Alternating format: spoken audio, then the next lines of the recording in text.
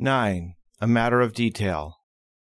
There were practically no questions left for decision when Adolf Hitler summoned his high command to meet on June 14 in the Reich Chancellery in Berlin for a final preview of Operation Barbarossa. Field Marshal Walter von Brauchitsch had returned the day before from another inspection of the forces in East Prussia, his second within a month.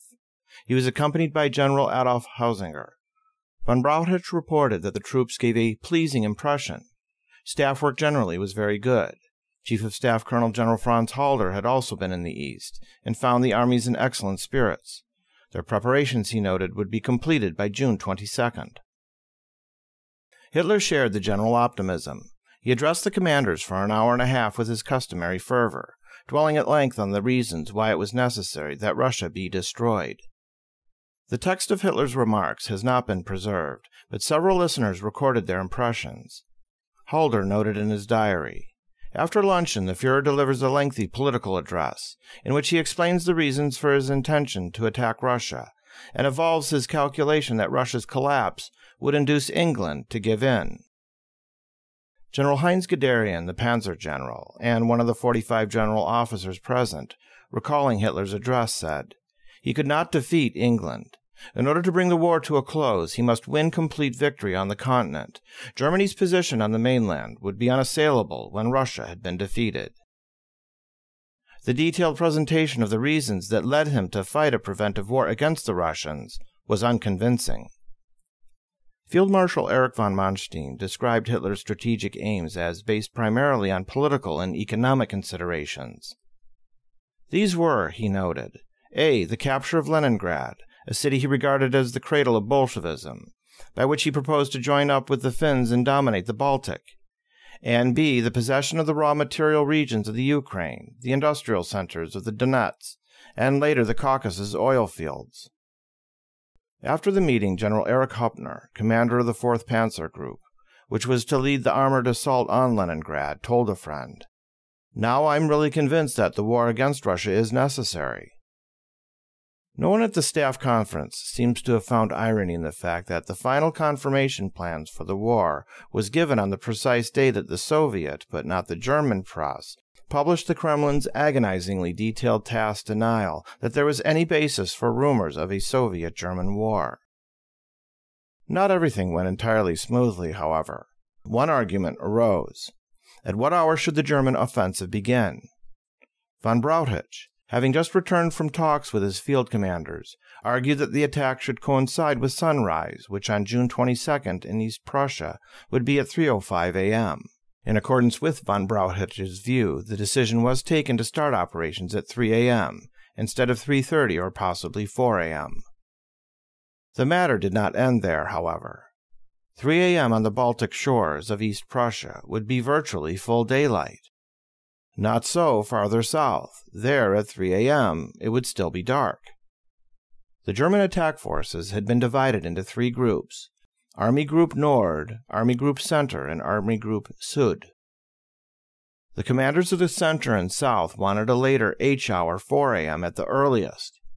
On June 20th, the argument was still going on. Like so many military questions, it was finally resolved by compromise. The jump-off was fixed for 3:30 a.m. The general objective of Operation Barbarossa, as outlined in Hitler's draft of December 18, 1940, was to occupy Russia up to a line drawn from Archangel to the Volga, to crush it as a military power, and to turn Soviet territorial, architectural, and raw materials resources to the use of the German war machine. The ultimate target was Moscow, but the plan did not call for direct frontal assault on the Soviet capital. Barbarossa provided that Moscow would be attacked only after the fall of Leningrad. Leningrad had a peculiar fascination for Hitler. In part, this arose out of his view that the city was the mainspring and incubator of the ideology against which he was leading the Holy Nazi Crusade.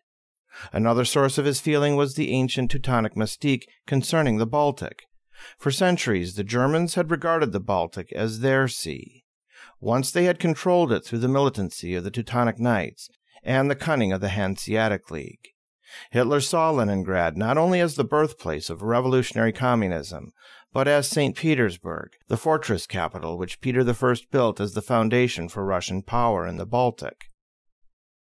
Thus, in the original draft of Barbarossa, and in the variants of German military plans which would develop during the fateful summer of 1941, Leningrad and the Baltic became for Hitler an idée fixe, a preoccupation which never left him. Leningrad must be captured, the Baltic littoral must be secured, Soviet naval power must be destroyed, Kronstadt must be leveled. Then, and only then, would Hitler permit the assault on Moscow. Thus Hitler stipulated on the eve of the war that the first German objective was to drive straight across from East Prussia, liquidating the Soviet positions along the Baltic, eliminating the bases of the Baltic Fleet, annihilating the remnants of Soviet naval power, and capturing Kronstadt and Leningrad. Then, having linked arms with the Finns, the Nazi armies would sweep down from the north, while the main German forces closed in from the west. Moscow would fall in a gigantic pincers movement. The army group assigned to capture Leningrad, Army Group Nord, was commanded by Field Marshal Ritter von Leeb, a senior German commander who had led the successful assault on the Maginot Line. Von Leeb, then 65, represented the Prussian Old Guard. He was no favorite of Hitler's, and indeed was cool to the Nazis. But he had proved an able commander in the takeover of the Sudetenland, and won promotion to Field Marshal and the Knight's Cross for his Maginot achievement. Von Leeb was given two armies, the 16th commanded by Colonel General Ernst Busch, and the 18th commanded by Colonel General Georg von Kuchler. In addition, he had the 4th Armored Group led by General Hubner, and the 1st Air Fleet commanded by Colonel General Keller. Von Leeb had at his disposal probably 29 divisions, including 3 armored and 3 motorized divisions, numbering more than 500,000 men. Footnote: some Soviet estimates make it 42 or 43 divisions, 725,000 men, 500 tanks, 12,000 weapons, and 1,200 planes. Dmitry Pavlov uses the figures 500,000 men and 29 divisions. The authoritative Nazashite says 29 divisions, including 3 tank, 3 motorized, etc. End of footnote. These forces mustered more than 12,000 heavy weapons, 1,500 tanks, and about 1,070 planes. Von Leeb commanded roughly 30% of the forces which Hitler committed to Operation Barbarossa. According to the plan of operations, von Leeb was expected to capture Leningrad within 4 weeks, that is, by July 21st. Von Leeb's attack was designed as a double-pronged offensive. The 18th Army had been concentrated close to the Baltic coast, with its main strength packed into a 60-mile front from Memel on the Baltic to Tilsit on the south. It was to strike along the Tilsit-Riga highway, forcing the western Dniva at Plovdiv, southeast of Riga, and then head dagger straight north to Pskov and Ostrov on the distant southwest approaches to Leningrad. This thrust would cut communications between the Baltic states and the main Russian fronts. At the same time, the 16th Army, just to the south, was positioned east of Insterburg, where von Leeb set up his headquarters. Its line spread south almost to the Niemen River. Its task was to smash east on a broad front to Kaunas, then drive northeast to the western Dniva, and secure a crossing at Dvinsk, Daugavpils.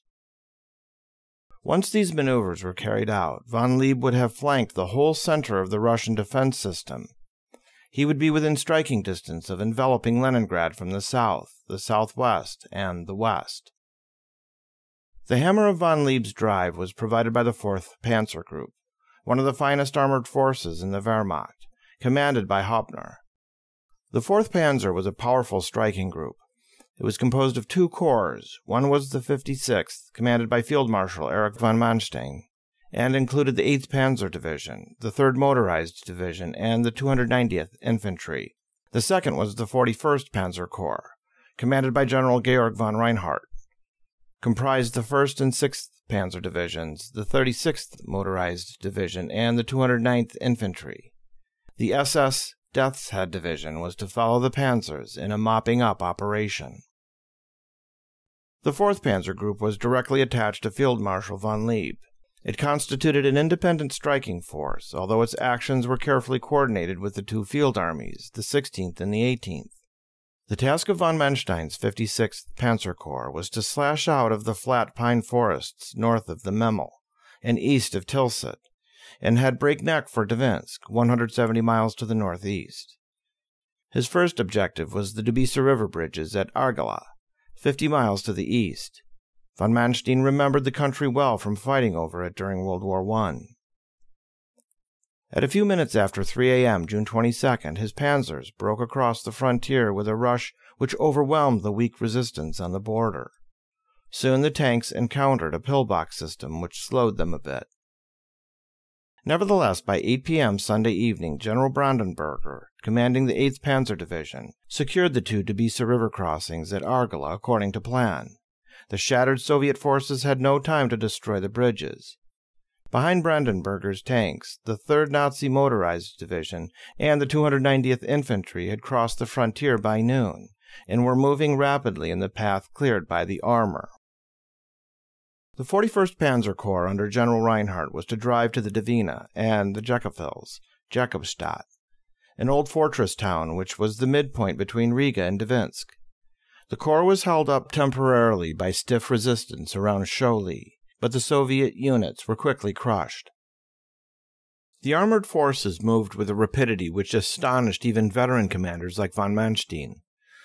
By the 24th, his 56th Corps had seized the river crossing near Vilkomerz, 105 miles inside Soviet territory and less than 80 miles away from Dvinsk on the main highway. By early morning of the 26th, the panzers were outside Dvinsk, and by 8 a.m., they had captured the two big Dvinsk bridges intact. The 3rd German Armored Corps under General Hoth, part of the Nazi Army Group Center just to the south, drove to the Niemen River so rapidly that it was able to capture the bridges at Altus and Marken, 40 miles south of Kaunas, before the Soviets could demolish them. This feat turned the Soviet Niemen River line, which protected Kaunas and made the fall of the city inevitable. Small wonder that Hitler's Chief of Staff, Colonel General Halder, summing up the first hours of the Nazi attack, wrote in his operational diary, "The offensive of our forces caught the enemy with full tactical surprise. Evidence of the complete unexpectedness for the enemy of our attack is the fact that units were captured quite unawares in their barracks. Aircraft stood on the aerodromes, secured by tarpaulins, and forward units attacked by our troops asked their command what they should do. We may anticipate even more influence from the element of suddenness on the further course of events, as a result of the rapid movement of our advancing troops." In view of what had happened in the opening hours of the war, Halder's statement must be regarded as a marvel of understatement. The Nazi performance in the initial phase of the attack gave Hitler every reason for self-congratulation. He had taken his enemy once again completely by surprise. The pattern of the Blitzkrieg, the Lightning War, which first had been demonstrated in Poland, then refined in Scandinavia, the Low Countries, and France, was being spectacularly repeated. The optimistic forecasts that Russia would simply fall apart under a few weeks' pounding by the panzers and the Luftwaffe seemed on the verge of fulfillment. There was no one in the Führer's headquarters in those exciting days who was likely to recall the ominous precedent of Napoleon's Russian venture.